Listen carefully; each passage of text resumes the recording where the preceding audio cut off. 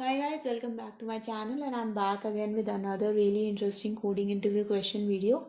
Guys, this is one of the medium level questions in LeetCode and today we are going to solve it right here in this video. Guys, as you know that I do a lot of coding and programming related content, and if you like my content and you want to learn something with me, then please do subscribe to my channel, hit the bell icon for further notifications, and do give this video a big thumbs up guys. Share it with your friends. If you have any questions, comments, suggestions, feedback for me, please put them in the comment section below. I would definitely address them as soon as I can. Now without delaying this video any further, let's get started. In which we were given an array and we want to find out two numbers or two indexes whose sum were actually equals to 0. But in this scenario we want to find out three numbers at three different indexes. So basically we have to find out ith, jth and kth numbers such that all the three indexes are different and the sum of those numbers is equals to 0. So basically we have to find out a triplet of numbers equaling sum 0, and we have to make sure that the solution should not contain duplicate triplets. So basically we cannot have -1, -1, 2 and -1, 2, -1, both of them in the same result set, because we have to make sure that the triplets should be different. So we have a couple of examples here guys. Basically the length of the numbers should be greater than 3 definitely. If the array is empty, we have to return an empty array. If the array is having a lesser length than 3, we have to return an empty array. And the constraints are that the length of the array could go from 0 to 3000 and the value of the number is from -10 to the power 5 to +10 to the power 5. Now the way we are going to solve this question, I'll just share you my approach in this. Basically guys, we will take this array and let's do some comments here. So basically we are going to sort this array. So if you sort this array, it will become something like this: -4, -1, -1, 0, 1 and 2.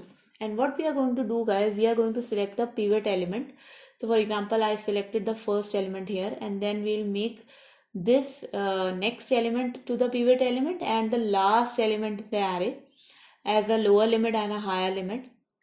And what we are going to do guys, we are going to keep on adding the lower limit element and the higher limit element and to this pivot element basically. So what we are going to do is we are going to add -4 with the lower limit element -1 and the higher limit element 2, and we are going to find out the sum. So if the sum is equals to 0, in that case this becomes our triplet.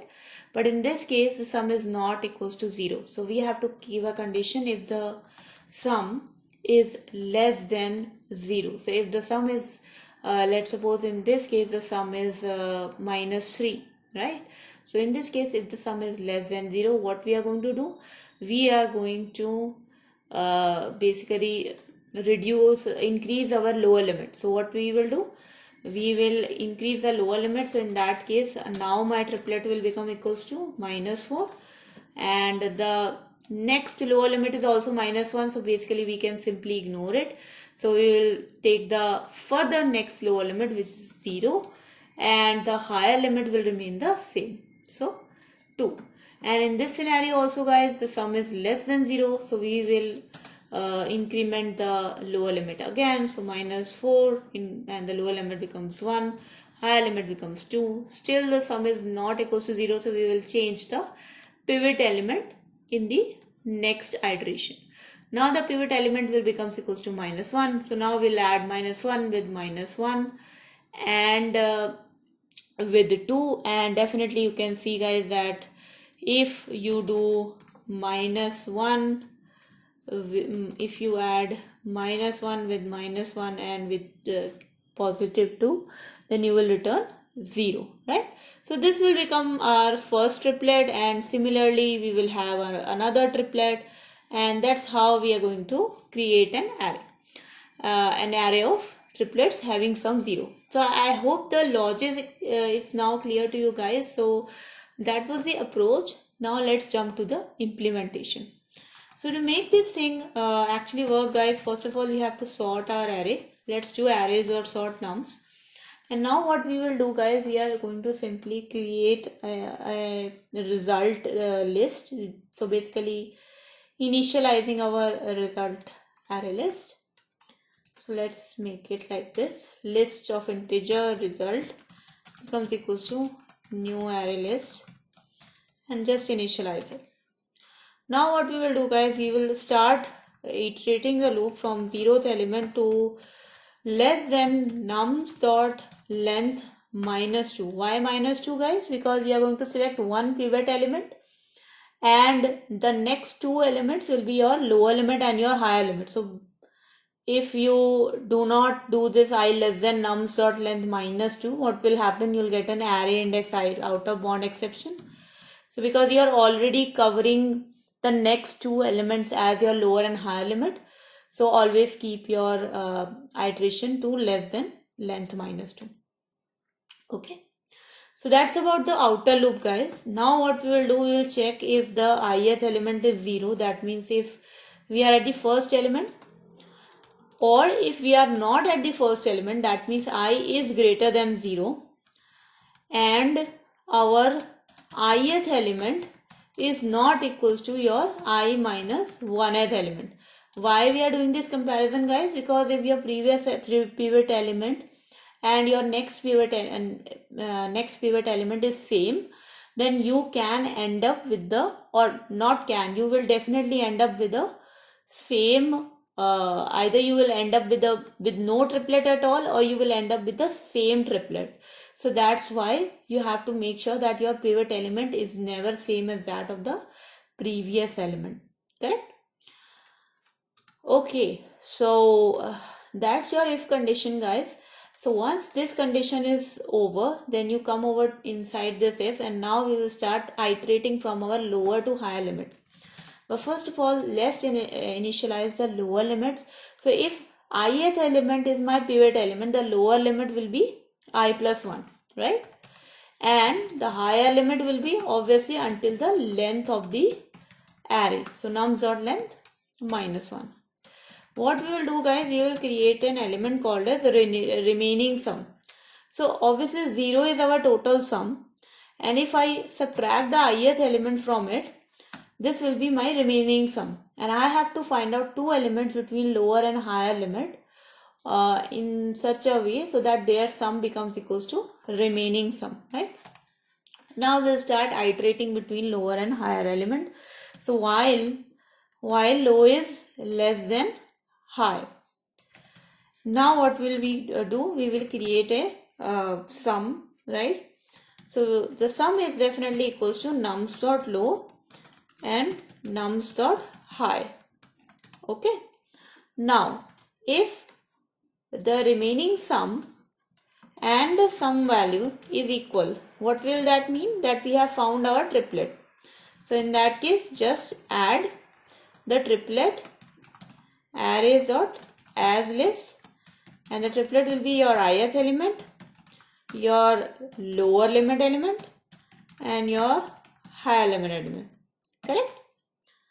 Once you have added that triplet, guys, just increment your lower limit until you keep on finding the same lower limit element. So while low is less than high and nums dot low is equals to nums dot low plus 1. Why we are doing this, guys? Because again we do not want to end up with same triplet. So if the next lower limit element is same as that of the previous lower limit element, just do not consider it and keep on incrementing the lower limit. Same we are going to do with higher limit as well. So if the higher limit element is equals to the previous higher limit, or the like one less than the higher limit element, then just decrement the higher limit. Finally, when both these while loops are completed, your lower limit will be at the at the last duplicate element, and your higher limit will also be at the first duplicate element. So now just in the end increment the lower limit and decrement the higher limit again. so that you are at the next non-duplicate lower limit and the next non-duplicate higher limit. Okay, remember we are doing this so that we should skip the same triplet. Okay, we do not want to create the same triplet again. Else, so for example, if not example, like else, if your remaining let's make it like this, if the remaining sum is actually greater than the sum which you found. So if the sum which you want to find out is actually greater than the sum which you created, in that case what will that mean? That we basically need a higher element. So just increment the lower limit value so that we in the next iteration, next while iteration, we add a higher element or a larger element to our sum. So this lower value becomes higher. But if in case my sum is greater, so in case this sum is greater than the remaining sum, in that case we will decrement the higher limit element, because we want to in the next iteration, to make this total sum as 0, we want to make sure that the higher element should be less. So that's why decrement the higher limit. Okay, once this part is done, guys, in the end we have to return the result element. So once this for loop is completed, where it is getting completed, okay, let's see. I think we have done some mistake with the brackets, because let's catch the brackets again. So this while loop gets completed here, and this if gets completed here, and this for should get complete here. So definitely this is going to be an issue. Yeah, this if is getting completed here, so this for is getting completed here. Definitely we have done some mistake in brackets, guys. Let's try to sort them. Okay, so let's make sure that our brackets are well sorted.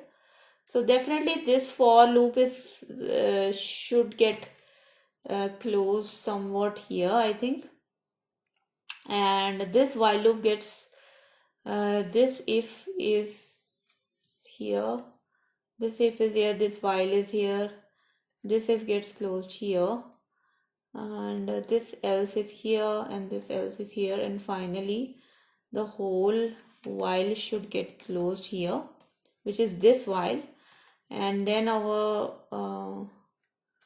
then now this while is closed, then our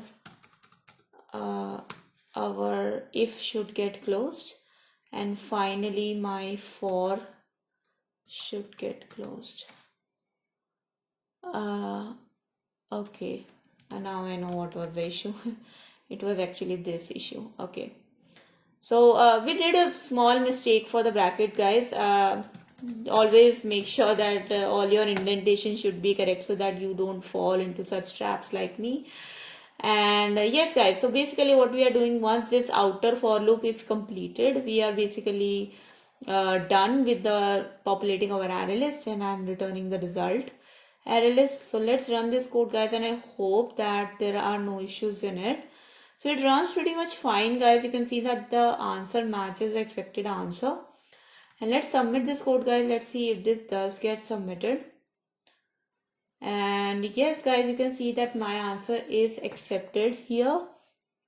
And so yes, guys, the runtime is pretty much great, and the memory distribution is fine. But definitely, guys, this is order of n square time complexity. But if you have done this with the brute force method, it would have been order of n cube time complexity. So definitely with this approach, we have tried to make it less time complex. And regarding the space complexity, guys, we definitely are creating an array list in which in total we are going to store like n elements. So yes, you can say that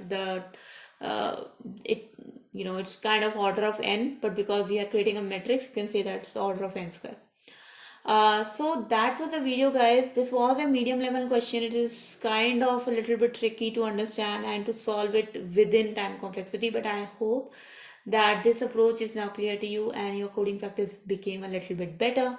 If you like this video, then do hit the thumbs up button and share this video with your friends.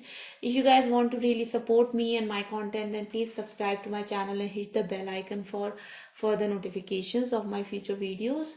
And guys, I post your videos every day from Monday to Friday, unless I'm on a break or I'm not able to do so.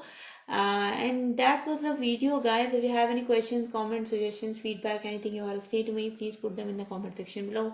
I would definitely address them as soon as I can.